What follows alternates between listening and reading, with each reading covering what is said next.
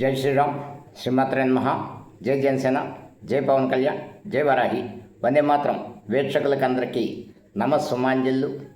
ఏదైనా నీట్ పరీక్షా పత్రం లీక్ అవ్వడం, తదనంతర పరిణామాలు, కాక్రోచ్ జనతా పార్టీ ఆందోళనతో విద్యా వ్యవస్థలో సమూల మార్పులకైతే కొంతమంది ప్రాణాలు పోయాయి, కొంతమంది బాధలు పడ్డారు, కేసులు బారిన పడ్డారు. చాలామంది బాధపడితే కానీ ఒక అడుగు ముందుకైతే, మంచి అడుగైతే ముందు పడింది. విద్యా వ్యవస్థలో కొన్ని మార్పులకి కారణమైంది. ఈరోజు కేంద్ర ప్రభుత్వం సుప్రీంకోర్టులో ఎఫిడవిట్లో నెక్స్ట్ టైం ఆన్లైన్ విధానంలో పరీక్ష నిర్వహిస్తాం, పేపరు పెన్ను లేకుండా. సరే, ఆన్లైన్ విధానం అంటే నేను ఇప్పుడు ముందుగా నన్ను నేను పరిచయం చేసుకుంటాను. ఎన్నాళ్ళు మీకు తెలియని విషయాలు. నాకు 10th క్లాస్లో వచ్చింది 1983లో 83%. ఆ రోజు 83% అంటే యావరేజ్ మార్కులు.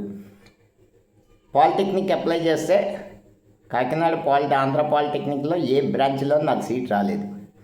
సరే, 84 ఇంటర్ జాయిన్ అయ్యి 84లోని అప్పుడు first time polytechnic entrance conduct చేశారు ఎన్టీఆర్ గారి హయాంలో. అప్పుడు సుమారు 60,000 మంది పాలిటెక్నిక్ ఎంట్రన్స్కి రాస్తే నాకు 318 ర్యాంక్ వచ్చింది.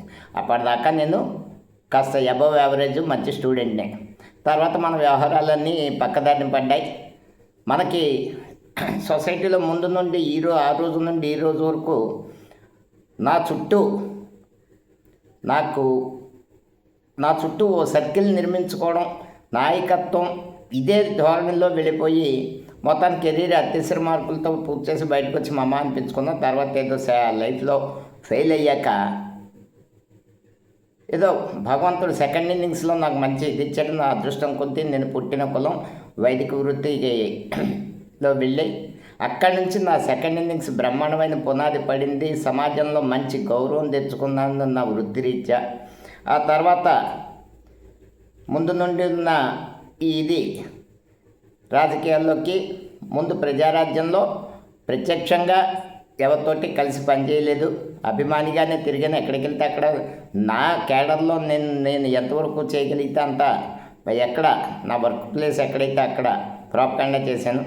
తర్వాత జనసేన పార్టీ 2014లో అనౌన్స్ చేసిన 2018లో నేను యాక్టివ్ అయిన బయట నుండి ఉత్పత్తి చేశాను. యాక్టివ్ పార్టీ తీసుకుంది 2018-19 ఎలక్షన్స్లో కంప్లీట్గా తిరిగాను. ఇంకా ఆ రోజు నుండి ఈ రోజు వరకు వెనక్కి తిరిగి చూసుకోలేదు.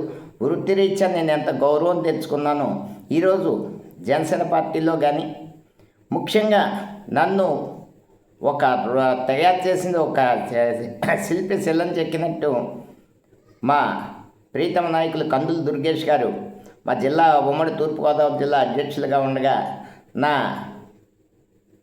ప్రసంగాలు అవి చూసినప్పుడు 1-2 చోట్ల చిన్న కరెక్షన్స్ ఇచ్చాక ఆయన తర్వాత ఆయన్ని ఏకలవ్య శిష్యుడిగా మారిపోయి ఈరోజు పరిణితితో ఎవరిని తోలనాడకుండా సక్రమంగా మాట్లాడడం అవన్నీ అదే ఆయనే ఆదర్శం.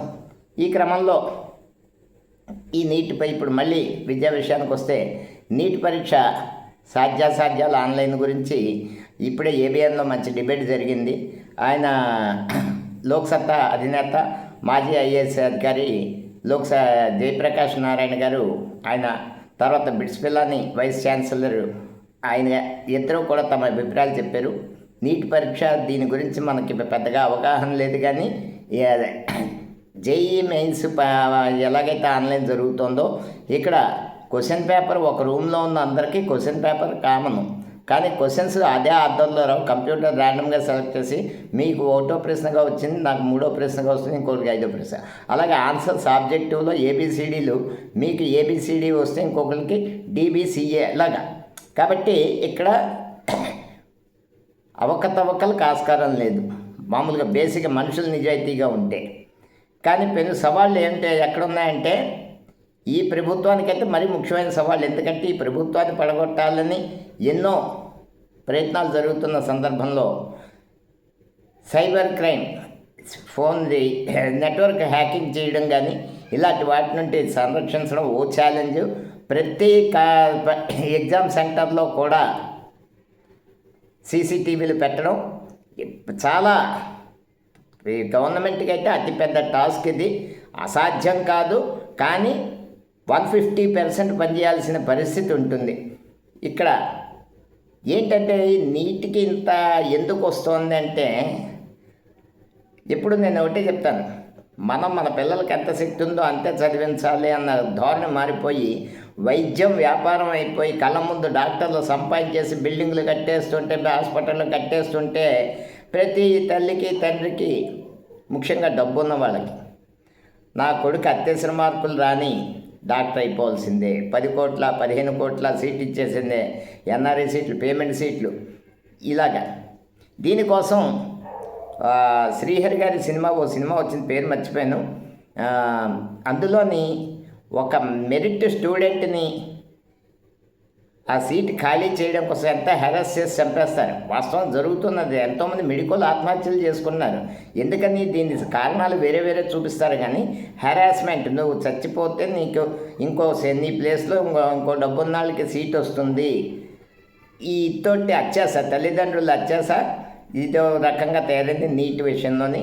ప్రభుత్వం ఏది ఏమైనా సరే ఒక సవాల్గా తీసుకొని చాలా కఠినమైన జాగ్రత్తలు తీసుకుంటే తప్పించి, అలాగే ఈయన చెప్పింది, బిట్స్ పిల్లని వైస్ ఛాన్సలర్ గారి పేరు మర్చిపోయాను, ఆయన చెప్పింది ఏంటంటే ఒక టర్మ్ కింద కాకుండా 2-3 టర్ముల కింద, ఎందుకంటే పేపర్ లీక్ అన్న భయం లేదు దీనికి, ర్యాండమ్గా సెలెక్ట్ చేస్తుంది.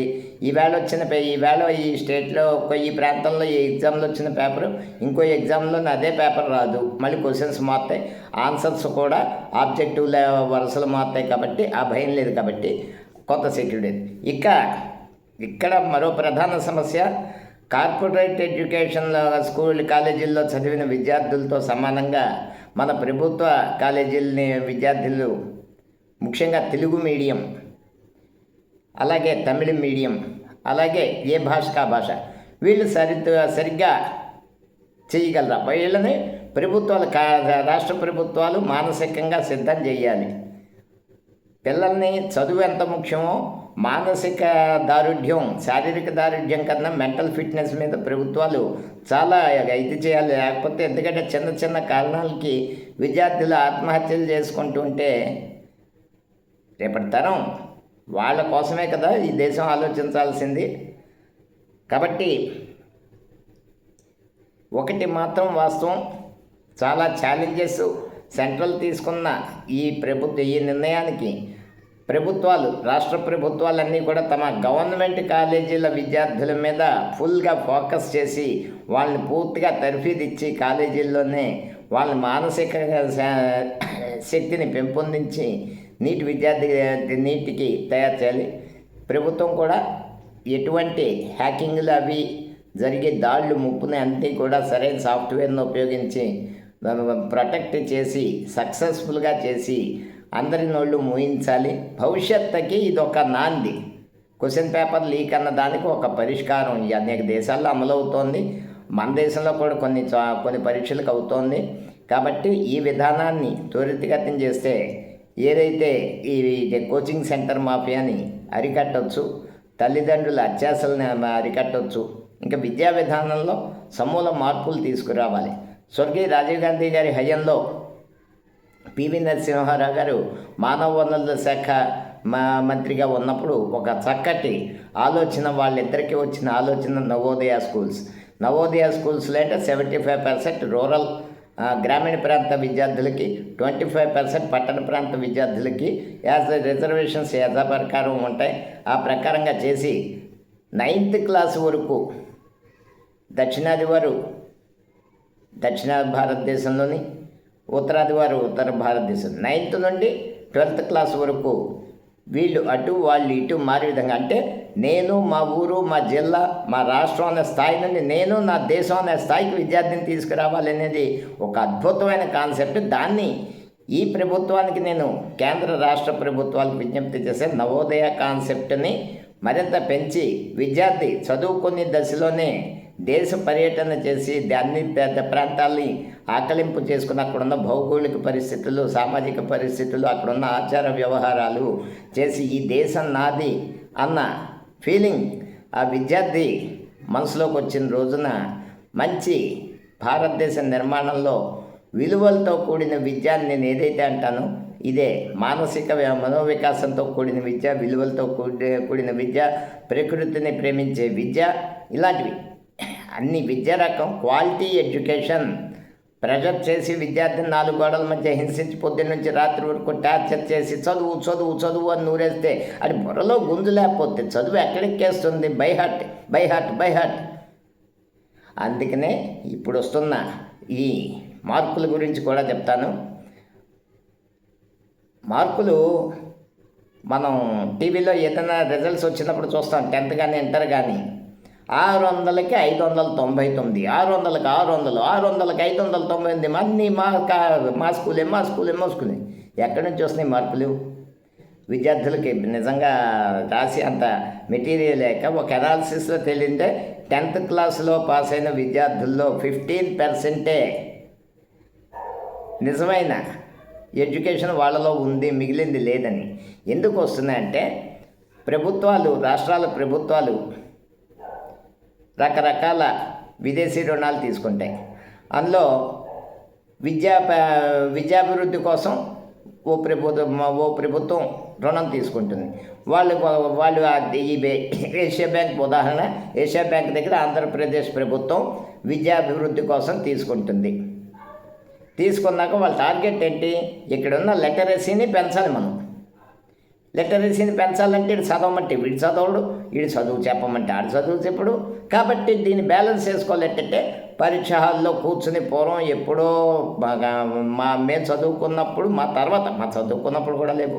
గుంటూరులో మొదలైంది ఇవి పేపర్ మాది మాస్ కాపీయింగ్, ర్యాంకుల సిస్టము. ఇవాళ రాష్ట్రంలో ప్రభుత్వ ప్రైవేట్ స్కూళ్ళు అన్నింటిలోనూ కూడా జరుగుతున్నది మాస్ కాపీయింగ్. వస్తున్నవి ఇవే మార్కులు. ఇది యథార్థం, ఎవరనుకున్నా కాదన్నా.